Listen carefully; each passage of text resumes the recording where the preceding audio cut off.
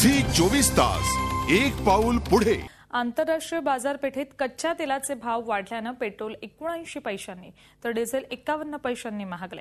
नाशिककरांनी याबाबत संतप्त भावना व्यक्त केल्या आहेत। सरकारला आहे ना म्हणजे लोकांचा जीव घेण्याचं ठरलेलं आहे। पहिला दिवस असो सरकारला काही फरक पडत नाही। सरकार म्हणजे असं समजतं की एकूण नको बा लोकांचा जीव कसा जाईल हा विचार करतोय सरकार।